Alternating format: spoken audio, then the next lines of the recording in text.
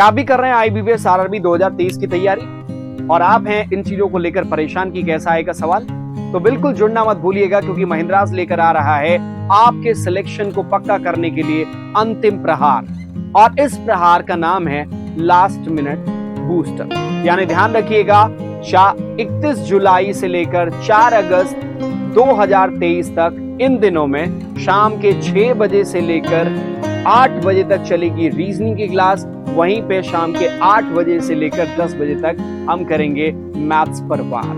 मिलते हैं last minute booster में। क्या भी कर रहे हैं आईबीपीएस आरआरबी, क्या आप देने जा रहे हैं आईबीपीएस आरआरबी का एग्जाम और कैसे आएंगे क्वेश्चंस, इसको लेकर हैं परेशान?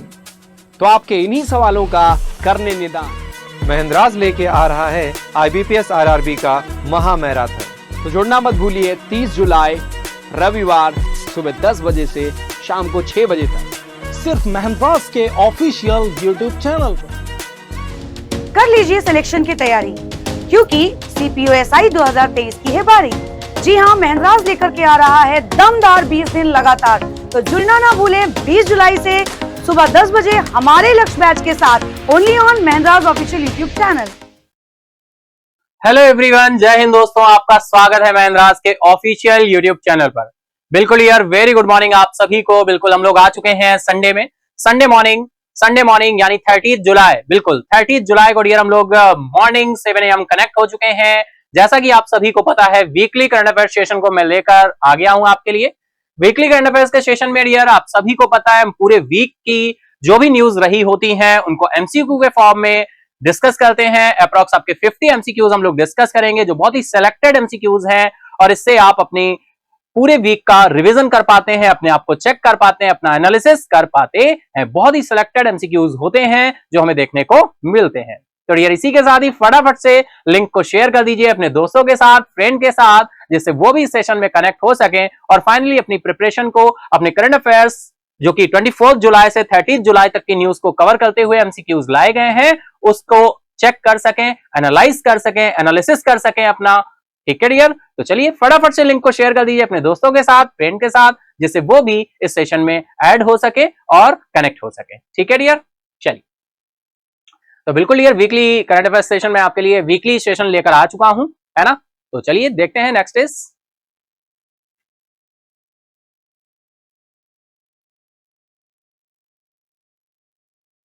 दैट इज, चलते हैं अपने इंस्पिरेशनल कोट की तरफ। देखते हैं आज का दोहा हमें क्या कहने वाला है, या आज का दोहा क्या कहना चाहता है। ये बहुत ही पॉपुलर दोहा है आज का। वृक्ष कबहु नहीं फल भखे, नदी ना संचय नीर, परमारथ के कारणे साधुन धरा शरीर। आप सभी ने ये दोहा सुना होगा, है ना। फिर से आज रिकॉल कर पा रहे होंगे इस दोहे को। इसका अर्थ है, क्या अर्थ है डियर? वृक्ष कबहु नहीं फल भखे, डियर वृक्ष कभी अपने फलों को खुद नहीं खाता। नदी ना संचय नीर, नदी अपने नीर को खुद नहीं यूज करती।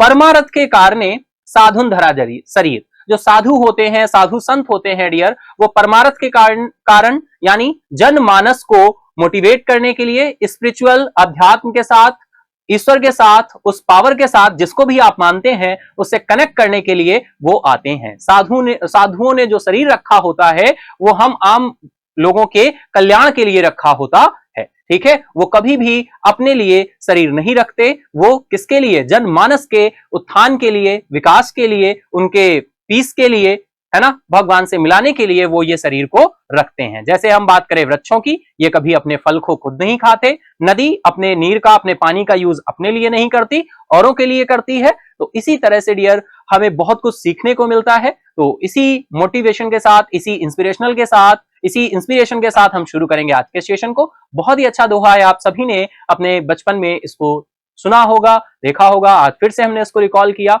है ना। वृक्ष कभू न फल भखे, नदी न संचय नीर, परमारथ के कारणे साधुन धरा शरीर। डियर पीस बहुत मिलता है जब हम किसी साधु संत के कांटेक्ट में रहते हैं या हम स्पिरिचुअल की तरफ बढ़ते हैं। ठीक है, चलिए तो इसी पॉजिटिव वाइब के साथ, इसी पॉजिटिव वाइब्स के साथ शुरू करेंगे आज के सेशन को। चलते हैं अपनी फर्स्ट स्लाइड की तरफ।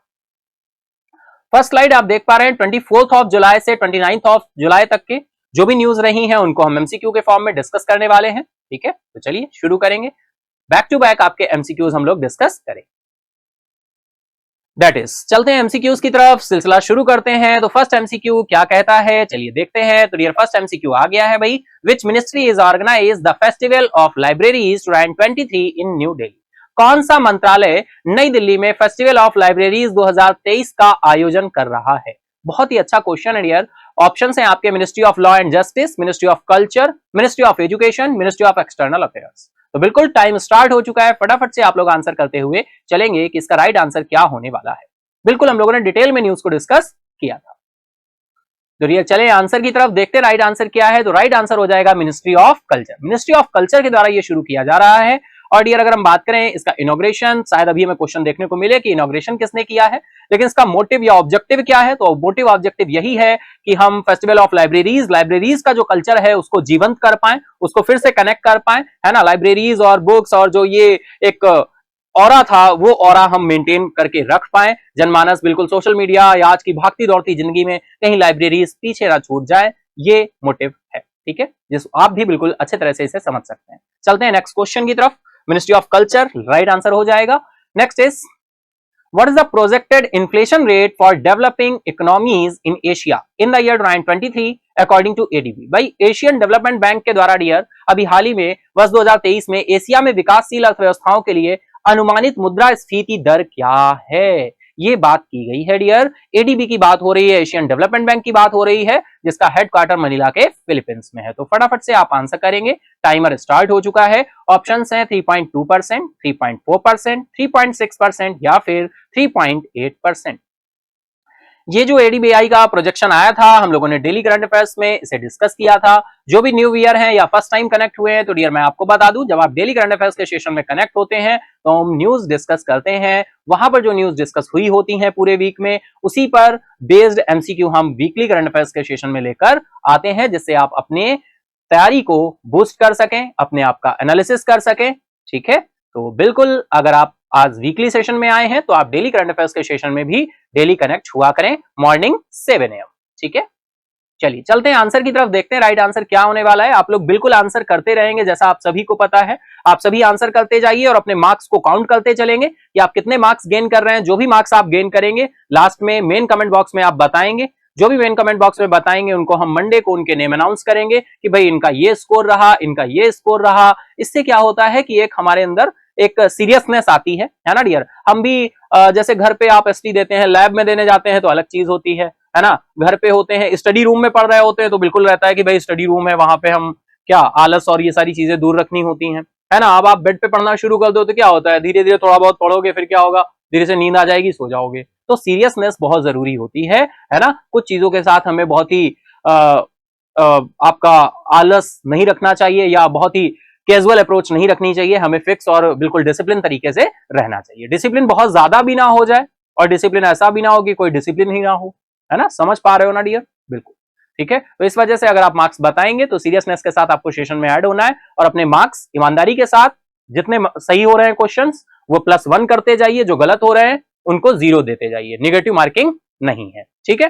तो ईमानदारी के साथ आप अपने मार्क्स सेशन इंड अप होने के बाद कमेंट बॉक्स में बताएंगे। हम मंडे को अनाउंस करेंगे कि किसने कितने मार्क्स गेन किए हैं। क्लियर है इतनी बात? सभी को क्लियर है? जो भी न्यू ईयर है वो भी इस रूल को फॉलो करेंगे। चलिए तो चलते हैं आंसर की तरफ। डियर राइट आंसर क्या होने वाला है? तो राइट आंसर हो जाएगा 3.6%। Option C is the right now 3.6%, ठीक है। चलिए इसी के साथ हम चलते हैं नेक्स्ट क्वेश्चन की तरफ। Next is what is the name of north Korea's latest intercontinental ballistic missile ICBM। देखिए डियर यहाँ पर एक ये जो एब्रिविएशन आया ICBM, ये आपको बिल्कुल ध्यान रखना है। जो भी कहीं ना कहीं इस तरह के एब्रिविएशंस हमारे करंट में न्यूज में रहे होते हैं, ये डियर इनका एब्रिविएशन जो है हमारे एग्जाम का पार्ट बन जाता है। तो ICBM that is intercontinental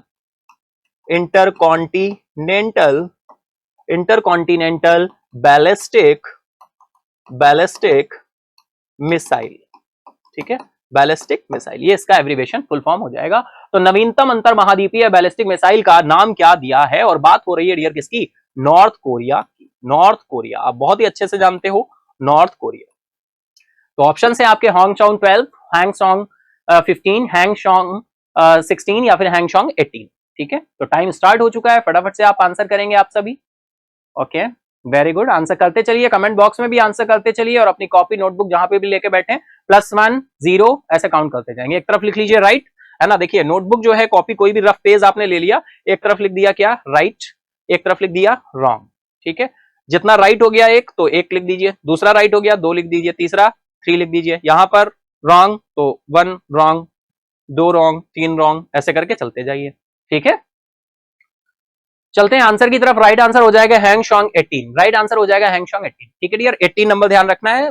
options जो होते हैं वो बहुत ही क्लोज होते हैं, आप कितना भी अगर बहुत अच्छे से आपने थोड़ा सा फोकस करके ध्यान नहीं दिया है, आपने रिवाइज नहीं किया है डियर, तब भी गलत होने के चांसेस बढ़ जाते हैं, क्योंकि ऑप्शंस जो होते हैं वो रिलेवेंट होते हैं, है ना। मैं भी ऑप्शंस क्रिएट करता हूं तो कोशिश यही रहती है कि ऑप्शंस बिल्कुल एग्जाम के अप्रोच की तरह से आपको मिले, कि आपको आंसर ढूंढने में क्या हो, परेशानी हो, है ना। क्योंकि ऐसी ही परेशानी आपको होने वाली है, कहां, आने वाले एग्जाम्स में, जब आप मेन एग्जाम्स में आएंगे। तो ऐसा ही माहौल, ऐसा ही क्वेश्चंस का जो फ्रेमिंग है वो ऐसी करने की कोशिश रहती है, जैसा कि आप देख पाते हैं, है ना, जैसा कि आप फील करते होंगे इस चीज को, ठीक है। चलिए चलते हैं नेक्स्ट क्वेश्चन की तरफ। How many times has Australia hosted the commonwealth games before 2026? 2026 से पहले ऑस्ट्रेलिया ने कितनी बार राष्ट्रमंडल खेलों की मेजबानी की है?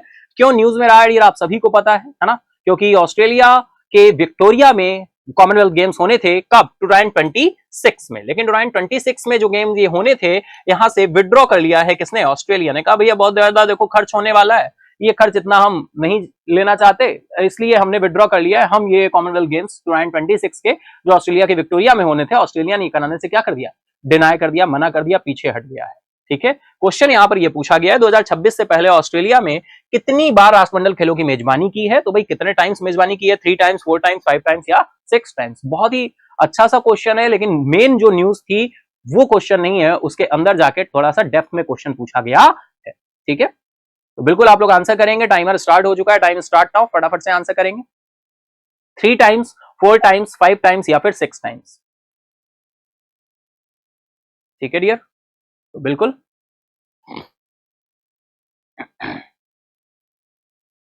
तो चलते हैं आंसर की तरफ, देखते हैं राइट आंसर क्या हो रहा है। राइट आंसर हो रहा है डियर 5 टाइम्स, ठीक है। राइट आंसर क्या हो जाएगा, 5 टाइम्स हो जाएगा। और डियर हम बात करें अगर ऑस्ट्रेलिया कॉमनवेल्थ गेम्स की, तो कॉमनवेल्थ गेम्स, कॉमनवेल्थ नेशन ही यहां पर पार्टिसिपेट करते हैं। और अगर कॉमनवेल्थ नेशन की बात करें, तो जो कॉमनवेल्थ नेशन है डियर, ये टोटल प्रेजेंट टाइम कितने कॉमनवेल्थ नेशन है, आपके total number of Commonwealth nation है 54। कॉमनवेल्थ नेशन कौन होते हैं, जो कभी ना कभी ब्रिटेन की कॉलोनी रहे होते हैं, है ना, ब्रिटेन की कॉलोनी रहे होते हैं, यानी ब्रिटिशर्स के अधीन रहे होते हैं। इंडिया भी कॉमनवेल्थ गेम में पार्टिसिपेट करता है, क्योंकि इंडिया भी कॉमनवेल्थ नेशन में आता है। टोटल 54 नेशंस हैं, है ना डियर। तो कॉमनवेल्थ गेम्स में वही पार्टिसिपेट करते हैं 4 टाइम्स, यानी 4 ईयर के ड्यूरेशन पर ये गेम्स होते हैं, है ना, हर ईयर आपके गेम्स ये होते हैं, है ना। तो 5 टाइम्स ऑस्ट्रेलिया इससे पहले इसको होस्ट कर चुका है। ये 6ठी बार इसको होस्ट करता अगर 2026 से इसने विड्रॉ ना किया होता, ठीक है।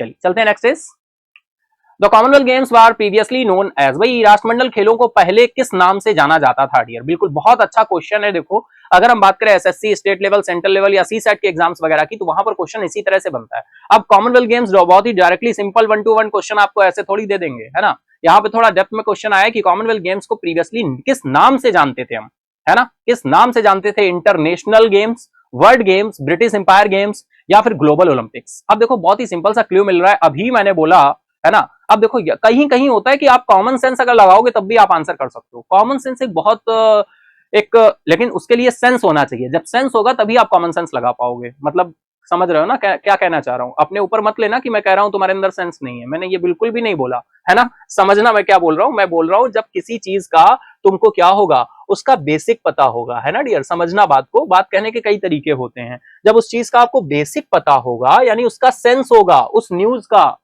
तब आप कॉमन सेंस यूज कर पाओगे। समझ पाए ना बात को? बिल्कुल समझ पाए होगे।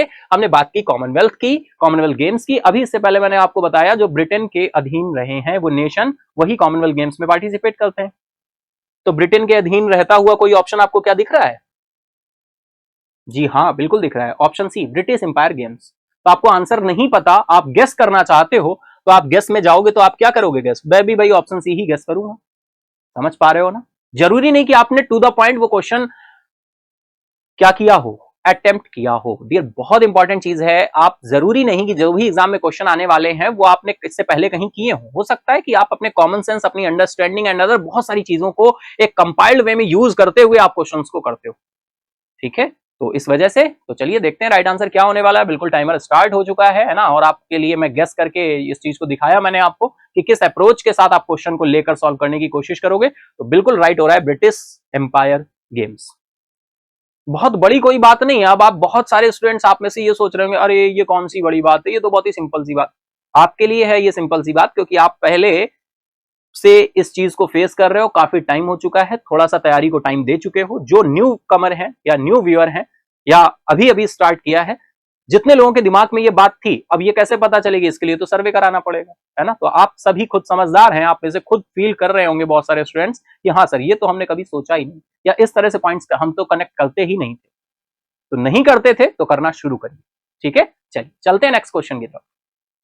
How many members are there in the commonwealth. तो डियर अभी बिल्कुल हमने डिस्कस ही कर लिया और वही क्वेश्चन यहां पर आ गया, राष्ट्रमंडल में कितने सदस्य होते हैं। तो डियर इसको आप 0 नंबर देंगे, यानी आप इसको राइट में काउंट करेंगे। चलिए नंबर दीजिए, सभी लोग अपने आप को 1 नंबर दे देना फ्री में, ठीक है, क्योंकि मैं अभी डिस्कस कर चुका हूं। लेकिन अगर कंटिन्यू आप स्टार्टिंग से सेशन में है तो ये क्वेश्चन तो नंबर बहुत ही आसानी से आपको मिलने वाला है, क्योंकि मैं सभी अभी खुद ही बता चुका हूं कि इसका राइट आंसर क्या है, ठीक है। तो इसका राइट आंसर क्या होगा, 54 मेंबर्स, ठीक है डियर। चलिए next is When was the first ever radio broadcast in India made? Bharat में पहला रेडियो प्रसारण कब किया गया था। बहुत अच्छा क्वेश्चन है। अभी हमने नेशनल ब्रॉडकास्टिंग डे सेलिब्रेट किया था, है ना। तो 8 जून 1936, 23 जुलाई 1927, अगस्त 1937 या फिर 1956, ठीक है। तो फटाफट बिल्कुल आंसर करेंगे आप लोग। टाइमर स्टार्ट हो चुका है ना, टाइमर स्टार्ट हो चुका है। तो चलिए चलते हैं आंसर की तरफ, देखते हैं क्या आंसर होने वाला है यहाँ पर। तो डियर हम चलेंगे आंसर की तरफ। तो राइट आंसर आएगा 23 जुलाई 1927। इसी वजह से डियर जो हम नेशनल ब्रॉडकास्टिंग डे सेलिब्रेट करते हैं, कब करते हैं, 23 जुलाई को, ठीक है, 23 जुलाई को, ठीक है डियर। चलिए चलते हैं नेक्स्ट क्वेश्चन की तरफ। What was the name of the private company that made the first radio broadcast in India. Bharat में पहला रेडियो प्रसारण करने वाली निजी कंपनी का क्या नाम है, ठीक है। बहुत अच्छा क्वेश्चन है। All India radio, central news organisation, या फिर इंडियन ब्रॉडकास्टिंग कंपनी, या फिर Vividh Bharati service. Time start now. Answer करेंगे आप सभी, आंसर करेंगे, ठीक है। थोड़ा सा एक्सप्लेनेशन मैं कम करूं मुझे लग रहा है, क्योंकि है ना, और जो चीजें हैं और भी इंप्रूव होने वाली हैं, कुछ और चीजों पर मैं काम कर रहा हूं, वो बहुत ही इंटरेस्टिंग तरीके से आपको देखने को आगे मिलती जाएंगी जैसे जैसे हम लोग आगे बढ़ते चलेंगे, है ना डियर। कंपाइल्ड फैक्ट जो भी होते हैं उनको भी रिवाइज किया करें संडे को, है ना। मेरे कहने की बात नहीं है कि मैं जो भी कहूं वही आप करेंगे, वो करिए, इसके साथ ही और बहुत कुछ करिए, है ना। स्टैटिक फाइल अपनी मेंटेन रखिए, जो मैंने पहले ही बोला है A4 साइज के पेपर पे, है ना। चीजें जो फिक्स हैं उनको लिखते चलिए, कंपाइल्ड फैक्ट को रिवाइज करिए, पूरा का पूरा संडे डे रिवीजन के नाम करिए, है ना। नया सीखिए मंडे से सैटरडे, और सबको रिवाइज करने का टाइम रखिए संडे को। और डेली भी रिवाइज करना होता है, लेकिन डेली उतना टाइम नहीं मिल पाता। चलते हैं हम, देखते हैं राइट आंसर क्या होने वाला है। तो डियर राइट आंसर यहाँ पर इंडियन ब्रॉडकास्टिंग कंपनी हो जाएगा, option C is the right now हो जाएगा, ठीक है। चलिए next is on which date the Indian state broadcasting service became the all India radio. किस तारीख को भारतीय राज्य प्रसारण सेवा ऑल इंडिया रेडियो AIR बन गई। भारतीय राज्य प्रसारण यानी इंडियन स्टेट ब्रॉडकास्टिंग सर्विस जो थी, इसको ऑल इंडिया रेडियो में क्या कर दिया गया, ऑल इंडिया रेडियो में चेंज कर दिया गया था। तो ये कब था, 23 जुलाई 1927, 8 जून 1936, या फिर अगस्त 1937, या फिर 1956। तो बिल्कुल टाइम स्टार्ट है, फटाफट से आप लोग आंसर करेंगे, देखेंगे राइट आंसर क्या होने वाला है। तो डियर यहां पर राइट आंसर आपका निकल कर आएगा 8 जून 1936। Next question is what name was adopted for the national broadcaster in 1956। बहुत ही अच्छे क्वेश्चंस यहां पर निकालकर मैं लेकर आया हूं। 1956 में नेशनल ब्रॉडकास्टर के लिए क्या नाम अपनाया गया था, all India radio, central news organisation, Indian broadcasting company, या फिर आकाशवाणी। 1956 की बात हो रही है, नेशनल ब्रॉडकास्टर के लिए क्या नाम अपनाया गया है। जो भी ऑप्शंस हैं आपको रिलेवेंट लगेंगे, जो भी आपको ईयर्स थे वो भी रिलेवेंसी है उनकी। तो चलेंगे राइट आंसर की तरफ, उससे पहले आप लोगों का आंसर देख लेते हैं। आप लोग टाइम ले लीजिए और आंसर को अपने डिसाइड कर लीजिए। चलते हैं आंसर की तरफ। राइट आंसर हो जाएगा डियर आकाशवाणी, है ना, आकाशवाणी। बहुजन हिताय बहुजन सुख, सर्वजन हिताय सर्वजन सुखाय, बहुजन हिताय बहुजन सुखाय, है ना, आदर्श वाक्य है आकाशवाणी का। अब देखिए अभी मैंने 2 वर्ड बोल दिए, 2 अलग अलग आदर्श वाक्य बोले हैं। अब इनमें से राइट क्या है, ये जब ऑप्शन में आता है तब आपके दिमाग के तोते उड़ जाते हैं कि भैया राइट क्या है, ये तो हमने सुना है, ये है या ये, समझ रहे हो ना। उसी अप्रोच के लिए हमें थोड़ा काम करना होता है। वही थोड़ा सा जो काम होता है वही आपको औरों से अलग बनाती है, वही काम आपके कंपटीशन में आपको एक कदम आगे रखती है।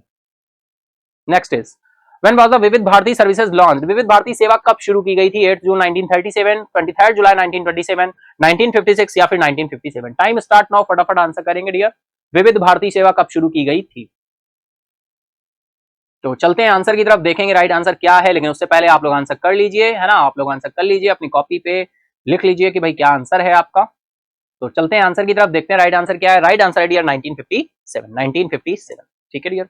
अब यहां से देखिए, नेशनल ब्रॉडकास्टिंग डे, ये जो न्यूज थी, यहां से कोई भी क्वेश्चन बनेगा वो आपके यहां से बाहर जाने वाला नहीं है। यानी कोशिश यही होती है कि जो भी न्यूज है, कोशिश यही होती है, पॉसिबिलिटी यही होती है, मैक्सिमम यहां पर ये कोशिश की जाती है कि वो जो न्यूज डिस्कस हुई है वहां से कोई भी क्वेश्चन बने वो बाहर ना जाए।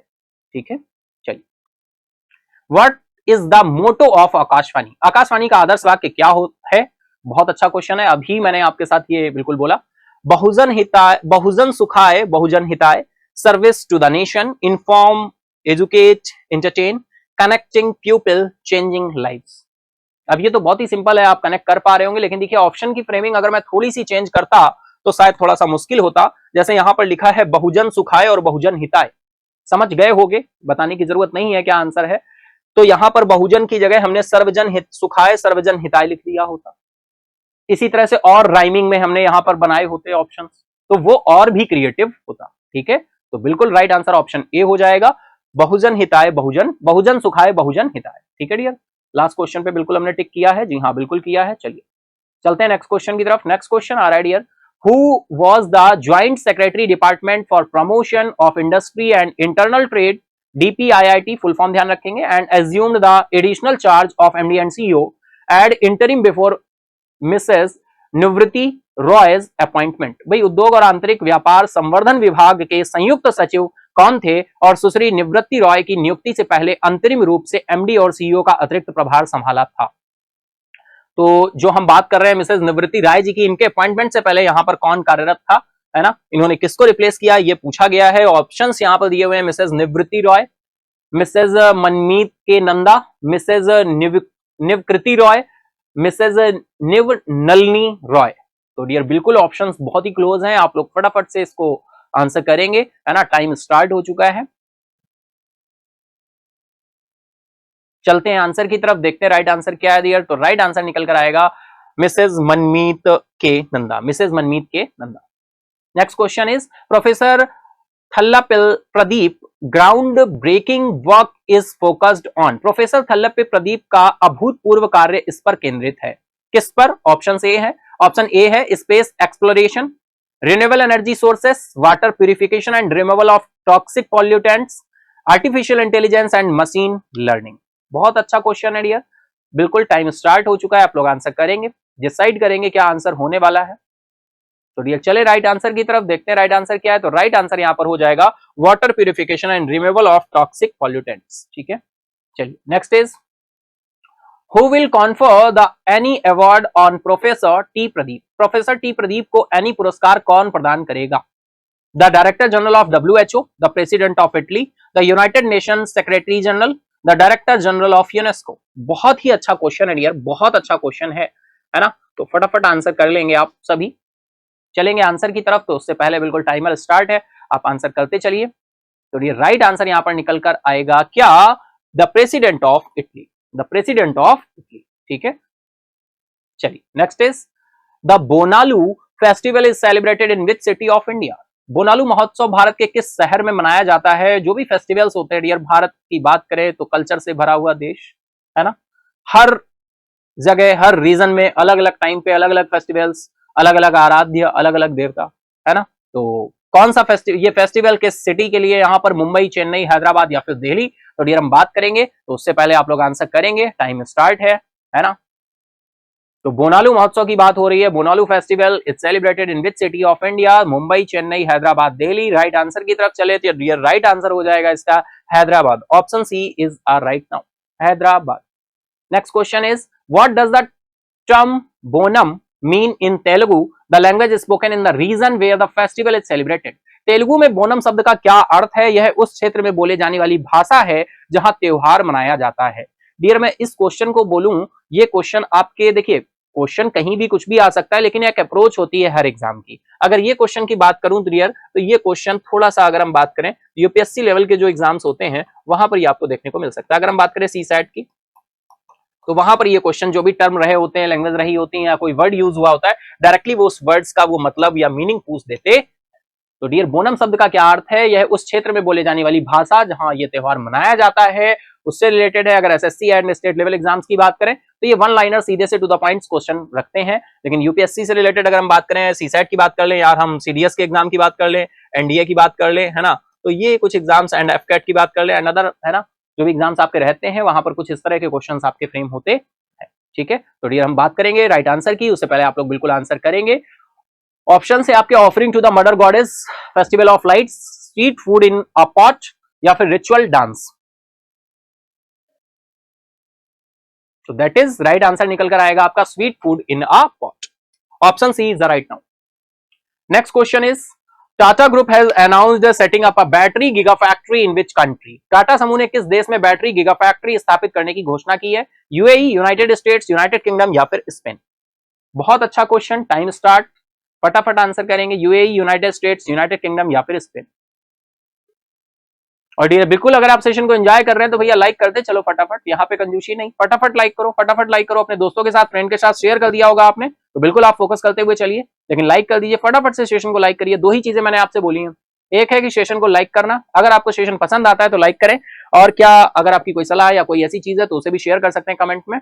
दूसरा, अगर हम बात करें तो दूसरा ये है कि आप एग्जाम देने जाते हैं तो एग्जाम में कैसा फील करते हैं, क्या आपको इफेक्टिव लगता है, क्या कोई ऐसा क्वेश्चन है या क्या आपने फील किया है अपने एग्जाम के टाइम पे, तो वो आप शेयर कर सकते हैं।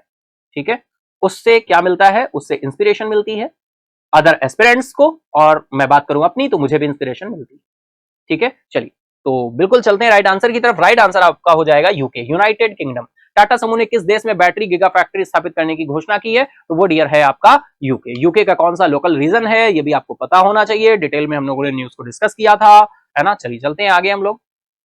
Which location in the UK has been chosen by Tata Sons for Gigafactory? अच्छा रहा जो मैंने नहीं आपके साथ शेयर किया कि लोकल क्या नेम था, बिल्कुल यही क्वेश्चन पूछ दिया गया यहाँ पर कि यूके के किस स्थान को चुना गया है। अब देखिए जो पहला क्वेश्चन था वो as well as simple that, ये क्वेश्चन क्या है? ये क्वेश्चन थोड़ा सा डेप्थ में गया है और इसने अंदर लोकल प्लेस का नाम पूछ दिया है। तो ऑप्शंस आपके हैं मैनचेस्टर, बर्मिंघम, समरसेट या फिर लिवरपूल। ठीक है, तो टाइम स्टार्ट नाउ, फटाफट आंसर करते हुए चलेंगे। मैनचेस्टर, बर्मिंघम या समरसेट या फिर लिवरपूल क्या होने वाला है ना। तो चलिए चले आंसर की तरफ, चलिए चलते हैं आपके साथ आंसर की तरफ। तो डियर राइट आंसर हो जाएगा समरसेट। ठीक है, तो आप बिल्कुल आप समझ पा रहे होंगे और सेशन को एंजॉय कर रहे हैं, तो फटाफट से लाइक करते चले। अपने दोस्तों के साथ, फ्रेंड के साथ आपने शेयर कर दिया है तो बिल्कुल फोकस करते हुए चले, और अगर नहीं किया है तो फटाफट से शेयर कर। When are the Asian games 2023 scheduled to take place? एशियाई खेल 2023 कब होने वाले हैं? 23 Jan to 8 Feb, 23 April to 8 May, 23 September to 8 October या फिर 23 नवंबर टू 8 दिसंबर? तो बहुत अच्छा क्वेश्चन है, टाइम स्टार्ट है, फटाफट से बताएंगे। एशियन गेम्स की बात हो रही है डियर, एशियन गेम्स 2023, और ये अभी न्यूज में रहा था किसकी वजह से? किसकी वजह से न्यूज में रहा था? बजरंग पूनिया और विनेश फोगाट की वजह से। ठीक है, चलिए न्यूज क्या थी? आप डेली करंट अफेयर्स में रहे होंगे तो आपने बिल्कुल डिस्कस किया होगा, उस न्यूज को देखा होगा। चलिए चलते हैं आंसर की तरफ। राइट आंसर हो जाएगा ये 23 सितंबर से 8 अक्टूबर, 23 सितंबर टू 8 अक्टूबर। Next is in which country will the Asian games 2023 be held? भाई कहां पर हेल्ड होने वाले एशियाई खेल 2023 के क्षेत्र देश में आयोजित किए जाएंगे? ऑस्ट्रेलिया, चाइना, जापान या फिर साउथ कोरिया? तो टाइम स्टार्ट नाउ, फटाफट से चलेंगे आंसर की तरफ, देखते हैं राइट आंसर क्या होने वाला है। तो डियर बिल्कुल उससे पहले आप लोग आंसर कर लीजिए। अगर हम बात करें राइट आंसर की, राइट आंसर आपका चाइना हो जाएगा, option B is the right now. Explanation में कुछ दिया भी है, चाइना में स्पेशली ये Hangzhou the People's Republic of China, Hangzhou local place का नाम है जहां पर ये होने वाले। Next is who has taken over as the director human resources of Hindustan Aeronautics Limited? Hindustan aeronautics limited के निदेशक मानव संसाधन का पदभार किसने संभाला है? AB प्रधान, BC शर्मा, CD गुप्ता या फिर DE कुमार? तो बिल्कुल टाइम स्टार्ट नाउ, फटाफट आप लोग आंसर करते चलेंगे, देखेंगे हम लोग राइट आंसर क्या होने वाला। चलिए चलते हैं राइट आंसर की तरफ। राइट आंसर आपका हो जाएगा AB Pradhan, option A is the right now. Next question is where is the headquarter of Hindustan aeronautics limited located? भाई बहुत ही सिंपल सा क्वेश्चन है, हेडक्वार्टर पूछ दिया है यहाँ पर हिंदुस्तान एरोनॉटिक्स लिमिटेड का, मुंबई, चेन्नई, बेंगलुरु, न्यू दिल्ली? तो फटाफट बिल्कुल आंसर करेंगे, टाइम स्टार्ट नाउ। चलते हैं आंसर की तरफ, देखते हैं राइट आंसर क्या है। तो डियर राइट आंसर यहाँ पर हो जाएगा option C, Bengaluru. Next is who launched the collateral free loan scheme शक्ति महिला ऋण योजना in हिमाचल प्रदेश। हिमाचल प्रदेश में संपार्श्वित यानी कोलेट्रल फ्री जो लोन देने की बात की गई है, सशक्त महिला ऋण योजना, ये किसने शुरू की है? जयराम ठाकुर, सुखविंदर सिंह सुक्खू, वीरभद्र सिंह या फिर प्रेम कुमार धूमल। तो बहुत अच्छा और बहुत ही सिंपल, हिमाचल प्रदेश की बात हो रही है तो हिमाचल प्रदेश के सीएम साहब ही करेंगे। और हिमाचल प्रदेश के सीएम साहब कौन है भाई? सुखविंदर सिंह सुक्खू साहब हैं। तो भाई राइट आंसर क्या हो जाएगा? Option B. Next is what is the India's economic growth forecast by the Asian development bank for the country current financial year. चालू वित्त वर्ष के लिए एशियाई विकास बैंक द्वारा भारत की आर्थिक वृद्धि का पूर्वानुमान क्या है? 6.4%, 6.6, 6.7 या फिर 7.2%। एडीबी जो रिपोर्ट आई थी उसमें जीडीपी फोरकास्टिंग कितनी की है ना? Financial year, current financial year की बात हो रही है रियल। तो हम लोग चलेंगे फटाफट अपने आंसर की तरफ। उससे पहले आप लोगों का आंसर देख लेते हैं, तो फटाफट आप लोग आंसर करिए, है ना। कमेंट बॉक्स में एक्टिव रहिए और अपनी नोटबुक पे भी नोट करते जाइए, जिससे आप अपने मार्क्स को, भाई देखिए ये एक ऐसा टेस्ट है जिसमें आप मार्क्स खुद दे रहे हैं, और जब आप खुद मार्क्स देंगे तो कभी भी क्या नहीं करेंगे, गलती नहीं करेंगे मार्क्स देने में। एक नंबर बढ़ा देंगे क्या? नहीं बढ़ा पाएंगे। कोई और दे रहा होगा तो कह देंगे सर प्लीज एक नंबर बढ़ा दीजिए, है ना, बचपन में करते थे ना। ठीक है, चलिए चलते हैं डियर आंसर की तरफ। देखें राइट आंसर तो क्या हो रहा है? 6.4%। Option B A is right now. तो इसी के साथ डियर ये इंटरमिशन आता है। इंटरमिशन मतलब हाफ क्वेश्चन हम डिस्कस कर चुके हैं, यानी 25 क्वेश्चन हो चुके हैं। अप्रॉक्स 25 क्वेश्चन और बचे हुए हैं। अप्रॉक्स क्या, कंफर्म बिल्कुल 25 ही है। ठीक है, चलिए चलते हैं अपने सेकंड पार्ट की तरफ। तो बिल्कुल डियर, आई होप आपने अगर सेशन को एंजॉय कर रहे हैं तो फटाफट से भैया लाइक कर दो, फटाफट से लाइक कर दो। और कुछ स्टार की बात कर लेते हैं। अच्छा, स्टार जानते हो ना, कुछ स्टार्स आपको 6 स्टार शायद हमने बताए होंगे। 6 स्टार का मतलब है डियर कि इनको कभी भूलना नहीं होता है। 6 स्टार इनको मैंने टैग दिया है, नाम भूल जाना लेकिन ये परसेंटेज मत भूलना। तो चलिए देखते हैं पहला स्टार हमारा क्या है। फर्स्ट स्टार डियर जो है हमने आपके साथ जो डिस्कस किया है, फर्स्ट स्टार, उसे हम रिजर्व रेशियो के नाम से जानते हैं। रिजर्व रेशियो, ये परसेंटेज हमेशा ध्यान रखना, कभी मत भूलना। तो रिजर्व रेशियो, ये देखो स्टार बन गया। तो reserve ratio that is first is CRR, कितने परसेंट? 4.50%। 4.50%। एसएलआर 18%। ये दोनों परसेंटेज आपको हमेशा ध्यान रखने हैं। ये फर्स्ट, यानी ऐसे 6 स्टार हम आपके साथ डिस्कस कर चुके हैं पहले, और फिर हम टाइम टू टाइम रिवाइज करते रहते हैं। तो ये दोनों परसेंटेज आपको ध्यान रखने हैं। मतलब कहने का मतलब है नाम भूल जाना लेकिन ये परसेंटेज मत भूलना। मतलब समझ रहे हो? इसका मतलब है कि भाई बहुत ही इंपॉर्टेंट है, हमेशा ध्यान रखने, कभी भूलना नहीं है। सीआरआर दैट इज आप सभी जानते हैं डियर, क्या बोलते हैं इसको, फुल फॉर्म क्या होता है? Cash reserve ratio. एसएलआर क्या होता है भाई? Statutory liquidity ratio. ठीक है, तो हम एक ही स्टार रखते हैं, ये एक स्टार याद रखिए। फिर हम लोग नेक्स्ट आगे जैसे चलेंगे तो सेकंड स्टार भी डिस्कस करेंगे, या एक सेकंड और कर लेते हैं, चलो, है ना, सेकंड स्टार और कर लेते हैं।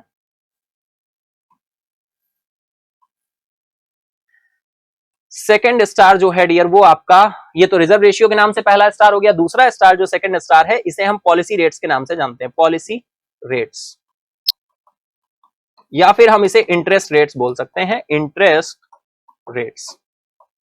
तो अब ये रिजर्व रेशियो में तो आपके कितने 2% थे केवल, लेकिन पॉलिसी रेट्स में अगर हम बात करें तो यहां पर डियर कितने परसेंटेज आएंगे? 5 आएंगे।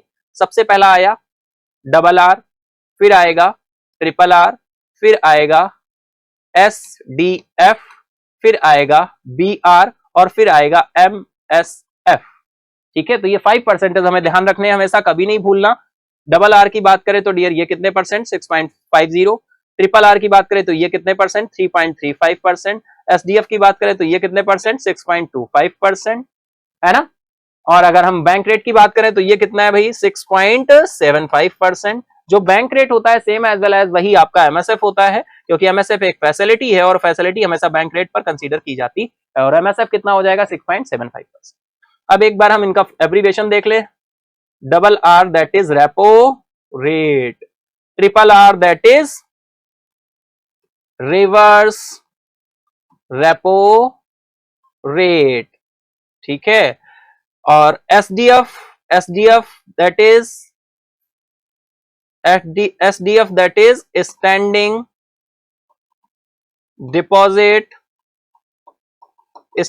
Deposit facility rate.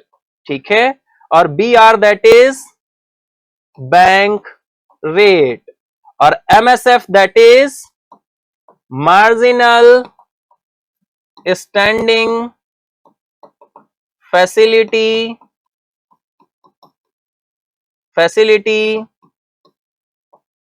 रेट। ठीक है डियर, तो ये दो स्टार हमने डिस्कस किए और स्टार का हमने बताया, जैसे आपने एक बहुत ही सिंपल सा, आप सभी ने ये बात सुनी होगी, क्या सुनी होगी, बात ये सुनी होगी कि जब सुदामा श्री कृष्ण जी से मिलने जाते हैं तो बोला जाता है, सूरदास जी ने बोला है कि भाई श्री कृष्ण जी इतना रोए कि उन्होंने आंसुओं से सुदामा के पैर धोए।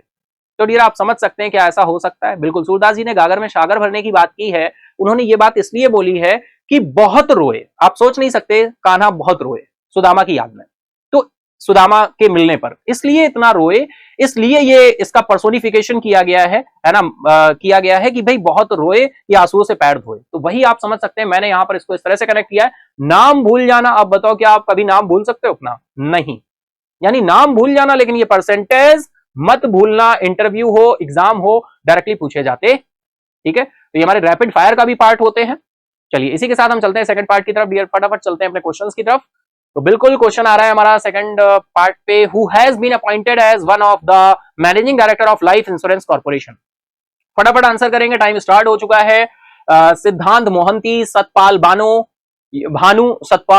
हाँ बिल्कुल, अमिताभ चौधरी या फिर एन कुमार। ठीक है, तो बिल्कुल डियर चलेंगे आंसर की तरफ, देखते हैं राइट आंसर यहाँ पर क्या होने वाला है। तो डियर राइट आंसर आपका निकल कर आ रहा है Satpal Bhanu, option B is the right now. Next is which state in India will get the country's first satellite network portal site? Bharat के किस राज्य को देश की पहली सैटेलाइट नेटवर्क पोर्टल साइट मिलेगी? महाराष्ट्र, गुजरात, राजस्थान, मध्य प्रदेश। बहुत अच्छा क्वेश्चन है, टाइम स्टार्ट है, फटाफट आंसर करते चलेंगे डियर, है ना। तो देखें तो डिस्कस किया था, राइट आंसर यहां पर हो जाएगा ऑप्शन बी आपका, option B is the right now, Gujarat हो जाएगा, Gujarat is the right now. Next is an MOU was signed between which organization and the Gujarat state government for the establishment of the satellite network portal site near Mehsana? Mehsana में जो ये आपका site open की जा रही है ना, satellite network portal site जो ओपन की जा रही है, इसके लिए MOU किसके साथ साइन किया गया है? बहुत इंपॉर्टेंट क्वेश्चन है डियर, बहुत इंपॉर्टेंट MOU है। ISRO, Indian space research organisation, SpaceX, OneWeb या फिर NASA, national aeronautics and space administration. तो टाइम स्टार्ट नाउ, फटाफट आंसर करेंगे आप सभी। चलते हैं आंसर की तरफ, देखते हैं क्या आंसर होने वाला है। तो dear right is OneWeb, OneWeb. ठीक है, चलिए next question is Argentina's ministry of defence signed and letter of intent with which organisation for the purchase of helicopter? Argentina के रक्षा मंत्रालय ने हेलीकॉप्टरों की खरीद के लिए किस संगठन के साथ आशय पत्र पर हस्ताक्षर किए हैं? ऑप्शंस आपके दिए हुए हैं, SpaceX, Boeing, Hindustan aeronautics limited या फिर एयरबस। तो टाइम स्टार्ट नाउ, फटाफट आप लोग आंसर करेंगे, फटाफट आंसर करेंगे डियर, फटाफट आंसर करेंगे। तो चलिए चलते हैं आंसर की तरफ, देखते हैं राइट आंसर क्या होने वाला है डियर। तो यहां पर राइट आंसर आपका हो जाएगा option C, Hindustan aeronautics limited, option C is the right now. Next question is who signed the letter of intent on behalf of the Argentina's defence ministry? Argentina के रक्षा मंत्रालय की ओर से आशय पत्र पर किसने हस्ताक्षर किए हैं? जॉर्ज टाइना, सीवी अनंत कृष्णा, राजनाथ सिंह या फिर एलॉन मस्क? तो डियर बिल्कुल चलेंगे राइट आंसर की तरफ, देखते हैं राइट आंसर क्या है। तो राइट आंसर से पहले आप लोग बिल्कुल आंसर करेंगे, चलते हैं आंसर की तरफ। राइट आंसर आपका जॉर्ज टाइना हो जाएगा। Next is who became the youngest person in the world to cross the north channel? भाई बात हो रही है नॉर्थ चैनल पार करने वाले विश्व के सबसे कम उम्र के व्यक्ति कौन बने हैं? तो ऑप्शंस आपके आ रहे हैं, अंशुमन जिंगरम, अंकित शर्मा, अर्जुन पटेल या फिर आर्यन सिंह। चलेंगे आंसर की तरफ, राइट आंसर देखें क्या है। तो बिल्कुल उससे पहले आप लोगों को आंसर करना होगा, टाइम स्टार्ट नाउ, फटाफट आंसर करेंगे। चलते हैं आंसर की तरफ, देखते हैं राइट आंसर क्या है। तो राइट आंसर हो जाएगा आपका Anshuman Jhingran, Anshuman Jhingran. Next is who won the V Geza Hetenyi memorial super GM chess tournament in 2023? 2023 में V Geza Hetenyi memorial super GM शतरंज टूर्नामेंट किसने जीता है? ए अमीन तबातानेबेई, आर प्रगनाथन सनन सूर्यवीरा या विश्वनाथन आनंद? ये बहुत अच्छा क्वेश्चन है, बिल्कुल आप लोग फटाफट से इसको आंसर करेंगे, है ना। टाइम स्टार्ट हो चुका है, टाइम स्टार्ट हो चुका है, फटाफट से आंसर करेंगे आप सभी, फटाफट से आंसर करेंगे। ठीक है डियर, चलिए चलते हैं आंसर की तरफ, देखते हैं राइट आंसर क्या होने वाला है डियर। तो राइट आंसर यहां पर हो जाएगा आपका आर प्रगनानंदा। ठीक है, next is prime minister Narendra Modi will inaugurate Gujarat first greenfield airport at which location? प्रधानमंत्री नरेंद्र मोदी किस स्थान पर गुजरात के पहले ग्रीनफील्ड हवाई अड्डे का उद्घाटन करेंगे? जामनगर, अहमदाबाद, सूरत या फिर हिसार? टाइम स्टार्ट नाउ, फटाफट आंसर करेंगे। बिल्कुल हम लोगों ने डिटेल में डिस्कस किया था डियर। तो चलते हैं आंसर की तरफ। तो राइट आंसर यहां पर हो जाएगा आपका हिरासर। हिरासर।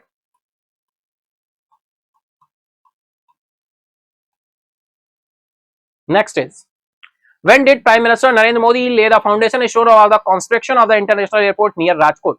प्रधानमंत्री नरेंद्र मोदी ने राजकोट के निकट अंतर्राष्ट्रीय हवाई अड्डे के निर्माण की आधारशिला कब रखी थी भैया? आधारशिला कब रखी थी? 2015, 2016, 2017 या फिर 2018? बिल्कुल टाइम स्टार्ट है, फटाफट आंसर कर लेंगे। चले आंसर की तरफ देखते हैं राइट आंसर क्या होने वाला है। तो राइट आंसर हो जाएगा 2017। Next is who has been accredited as the next ambassador of India to the Federal Republic of Somalia? Somalia संघीय गणराज्य में भारत के अगले राजदूत के रूप में किसे नियुक्त किया गया है? ऑप्शन से आपके यहां पर ए है, option A mister Rajesh Kumar, option B है आपका mister Namgya C Khampa, option C है mister Deepak Singh, option D है आपका मिसेज आसी ऐशा खान। ठीक है डियर, चलिए टाइम स्टार्ट नाउ, फटाफट आंसर करेंगे। तो इसी के साथ हम लोग चलेंगे आंसर की तरफ, देखेंगे राइट आंसर क्या होने वाला है। तो ये राइट आंसर है आपका Mrs Namgya C Khampa. Next is what is the aim of the India's ethanol blended petrol programme? भारत के एथेनॉल मिश्रित पेट्रोल कार्यक्रम का क्या उद्देश्य क्या है? उद्देश्य क्या है आपको समझना है। ऑप्शन ए है to promote the use of electric vehicles, to reduce India's import dependence on energy security, to increase the production of traditional petrol, to decrease the use of renewable fuels. Time start now. तो बिल्कुल बहुत ही अच्छी तरह से सारे options को देखते हुए आप आंसर करेंगे जिससे आप राइट आंसर तक पहुंच सके। तो राइट आंसर निकल कर आएगा डियर आपका option B, to reduce India's import dependence on energy security. Option B is the right now. चलते हैं नेक्स्ट क्वेश्चन की तरफ। Next question is when was the ethanol blended petrol programme launched in India? Bharat में ethanol मिश्रित petrol कार्यक्रम कब शुरू किया गया था? 1998, 2003, 2010 या फिर 2015? बहुत अच्छा क्वेश्चन है डियर। ये क्वेश्चन आपका बिल्कुल समझ पा रहे होंगे, सिविल सर्विसेज रिलेटेड जो भी एग्जाम्स हैं आपके, सीसैट की बात करें, अनदर की बात करें, वहां पर पूछा जा सकता है। क्योंकि देखिए प्रोग्राम कब शुरू हुआ ये बात हो रही है। करंट में जो रहा है वो आपको पता है, 20% का हमने टारगेट दिया है। ये एथेनॉल मिश्रित जो पेट्रोल है उसको हम 2025 तक, उसका जो मिक्सचर है वो 20% तक हम पहुंचाएं। ठीक है, तो डियर यहां पर राइट आंसर की आपकी बात हो जाएगी। राइट आंसर आपका क्या होगा उससे पहले आपको आंसर करना है कि ये प्रोग्राम कब शुरू किया गया था। तो चलते हैं आंसर की तरफ। राइट आंसर हो जाएगा 2003। Next is what is the target set by the Indian government for the ethanol blending by 2025? देखिए बिल्कुल पूछ दिया गया डियर, जो अभी हम बिल्कुल डिस्कस कर चुके थे। ये क्वेश्चन तो पहले ही से डिस्क्लोज हो गया है, तो एक नंबर आप सभी इसमें दे लेंगे अपने आप को। भारत सरकार द्वारा 2025 तक एथेनॉल मिश्रण का लक्ष्य क्या निर्धारित किया गया है? 5%, 10%, 15% या 20%? तो डियर टाइम स्टार्ट नाउ है और राइट आंसर क्या है? 20%। Which digital payment and fintech platform has launched the income tax payment feature on its app? किस डिजिटल भुगतान और फिनटेक प्लेटफॉर्म ने अपने ऐप पर आयकर भुगतान सुविधा लॉन्च की है? गूगल पे, पेटीएम, फोन पे या अमेजॉन पे? तो राइट इज ऑप्शन बिल्कुल करेंगे आप, आंसर करेंगे। टाइम स्टार्ट है, चलें आंसर की तरफ। तो चलिए चलते हैं आंसर की तरफ, देखते हैं राइट आंसर क्या होने वाला है डियर। तो राइट आंसर यहां पर निकल कर आ रहा है आपका PhonePe. Option C is right now. ठीक है, चलिए चलते हैं next is which company has phone pay partnered with to enable the income tax payment feature on its app? Phone पे ने अपने ऐप पर आयकर भुगतान सुविधा को सक्षम करने के लिए किस कंपनी के साथ साझेदारी की है? गूगल पे, पेटीएम, फोन पे या फिर पेमेंट? ये अगर हम बात करें राइट आंसर निकल कर आएगा आपका यहाँ पर क्या, उससे पहले आपको करना होगा आंसर, है ना।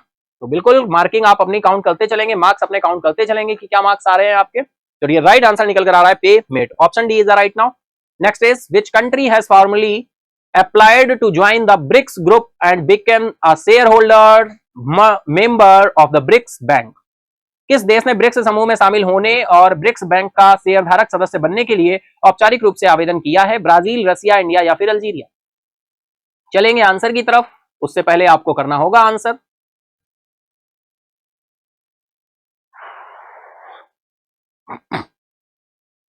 चलिए चलते हैं आंसर की तरफ, देखते हैं राइट आंसर क्या है। राइट आंसर आपका अल्जीरिया हो जाएगा। Option D is the right now. Next is what is the estimated cost of building the 108 feet tall statue of Lord Shri Ram? भगवान श्री राम की 108 फीट ऊंची प्रतिमा के निर्माण की अनुमानित लागत क्या है? 100 करोड़ रुपए, 250 करोड़ रुपए, 500 करोड़ रुपए या 750 करोड़ रुपए। अनुमानित लागत पूछी गई है डियर, तो यहां पर बात करेंगे आंसर की। उससे पहले आप लोग आंसर करिए फटाफट। आप सभी को पता है कहां पर और कैसे किसके द्वारा इनॉग्रेट की गई, बिल्कुल न्यूज डिस्कस हुई थी। तो डियर चले आंसर की तरफ। राइट आंसर ऑप्शन सी हो जाएगा, अप्रॉक्स 500 करोड़ रुपए, 500 crore. Next is who presented the 8th and 9th national community radio award दिए गए हैं। 8वां और 9वां राष्ट्रीय सामुदायिक रेडियो पुरस्कार किसने प्रदान किया? Prime minister Narendra Modi, union minister of information and broadcasting Anurag Thakur ji, union minister of home affairs Amit Shah, union minister of finance Nirmala Sitharaman. तो टाइम स्टार्ट नाउ, फटाफट आंसर करेंगे डियर। चलते हैं आंसर की तरफ, देखते हैं राइट आंसर क्या होने वाला है। तो डियर राइट आंसर यहां पर हो जाएगा union minister for information and broadcasting minister Anurag Thakur. Next is which community radio station won the first prize in the thematic award category? भाई किस सामुदायिक रेडियो स्टेशन ने विषयगत पुरस्कार श्रेणी में प्रथम पुरस्कार जीता है? Radio mind tree Ambala Haryana, या रेडियो हीराखंड संबलपुर उड़ीसा, या फिर ग्रीन रेडियो साभोर बिहार, या फिर नॉन ऑफ द अबव। तो डियर चलते हैं आंसर की तरफ, उससे पहले आपको आंसर करना है। तो राइट आंसर इज यहां पर हो जाएगा आपका radio mind tree Ambala Haryana, option A is the right now. Next question is Lavasa India's first private hill station was recently sold to which company for 1814 crore? 1814 crore रुपए में बेचा गया है। भारत का पहला निजी हिल स्टेशन लवासा हाल ही में किस कंपनी को बेचा गया है? Hindustan construction company, Darwin platform infrastructure, Tata group, या फिर रिलायंस इंडस्ट्रीज लिमिटेड। तो बिल्कुल यहां पर अगर हम बात करें राइट आंसर की तरफ चलेंगे तो राइट आंसर आपका निकल कर क्या आएगा? उससे पहले टाइमर चलेगा, आप आंसर करिए। राइट आंसर हो जाएगा Darwin platform infrastructure, option B is the right now. Next question is what is the name of the regulatory body that approved the sale of Lavasa to Darwin platform infrastructure? उस नियामक संस्था का क्या नाम है जिसने लवासा को डार्विन प्लेटफॉर्म इंफ्रास्ट्रक्चर को बेचने की मंजूरी दी थी? National highway authority of India, securities and exchange board of India, national company law tribunal, reserve bank of India. तो बहुत ही अच्छे से ऑप्शंस यहां पर दिए हुए हैं, आप लोग आंसर करेंगे। टाइम स्टार्ट नाउ, है ना, फटाफट से टाइम स्टार्ट हो चुका है, तो फटाफट से आंसर करेंगे। तो ये राइट आंसर की तरफ चले तो राइट आंसर आपका एनसीएलटी हो जाएगा, national company law tribunal, option C is the right now. चलते हैं नेक्स्ट क्वेश्चन की तरफ। नेक्स्ट क्वेश्चन आ रहा है what is the main focus of the new legislation signed by Russian president Vladimir Putin? रूसी राष्ट्रपति व्लादिमीर पुतिन द्वारा हस्ताक्षरित नए कानून का मुख्य फोकस क्या है? Protecting traditional values, promoting LGBT plus right, legalise same sex marriage, encourage gender affirming procedure. बहुत अच्छा क्वेश्चन है डियर। तो डियर चलेंगे आंसर की तरफ, उससे पहले आप लोग आंसर करेंगे। तो ये राइट आंसर निकल कर यहां पर आएगा आपका protecting traditional values, protecting traditional values, option A is the right now, option A is the right now. चलते हैं नेक्स्ट क्वेश्चन की तरफ। On which date did the central reserve police force CRPF celebrated its 85th raising day? केंद्रीय reserve police बल ने किस तारीख को अपना 85वां स्थापना दिवस मनाया? 27 जुलाई 2022, 27 जुलाई 2023, 28 दिसंबर 1949, 28 दिसंबर 1949। तो बिल्कुल डियर टाइम स्टार्ट हो चुका है, फटाफट से आप लोग आंसर करेंगे। हम लोग चलेंगे इसके आंसर की तरफ, देखेंगे राइट आंसर क्या होने वाला है डियर। तो बहुत ही अच्छा क्वेश्चन है और राइट आंसर ऑप्शन बी हो जाएगा, 27 जुलाई 2023। Next question is which ministry has authority over the central reserve police force? केंद्रीय रिजर्व पुलिस बल किस मंत्रालय का अधिकार क्षेत्र में आता है? Ministry of defence, ministry of external affairs, ministry of home affairs, ministry of police and law enforcement. तो ये राइट आंसर की तरफ चलेंगे, उससे पहले आपको आंसर करना होगा। हम लोग चलते हैं आंसर की तरफ, है ना, फटाफट से आंसर कर दीजिए इसका। ठीक है, चलिए चलते हैं आंसर की तरफ, देखते हैं राइट आंसर क्या होने वाला है। तो राइट आंसर हो जाएगा ministry of home affairs, option C is the right now.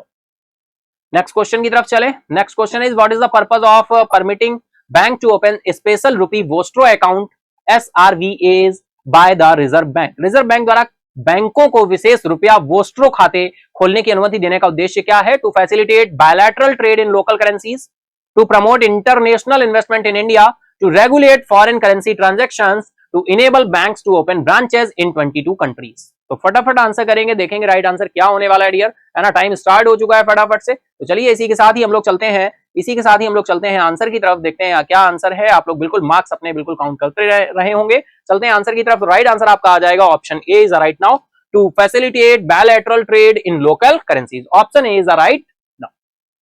तो डियर इसी के साथ ही आई होप आपने सेशन को आज के एंजॉय किया होगा, वीकली करंट अफेयर्स के सेशन को, है ना। आपने अपने मार्क्स काउंट कर लिए होंगे, आपने अपने मार्क्स काउंट कर लिए होंगे और ये देख लिया होगा कि हम कितने मार्क्स गेन कर पा रहे हैं डियर, है ना। आपने ये देख लिया होगा कि हम कितने मार्क्स गेन कर पा रहे हैं। तो बिल्कुल यार आज के सेशन को अगर आपने एंजॉय किया है तो फटाफट से जाके लाइक करो, फटाफट से जाके लाइक करो, अपने दोस्तों के साथ, फ्रेंड के साथ शेयर करना ना भूले।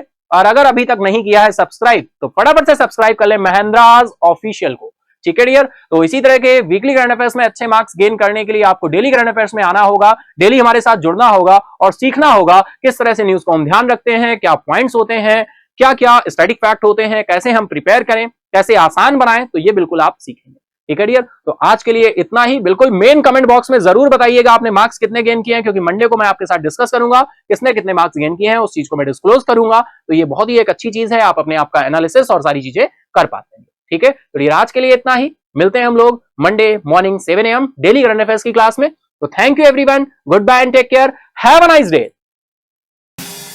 Subscribe now and press the bell icon. Never miss an update.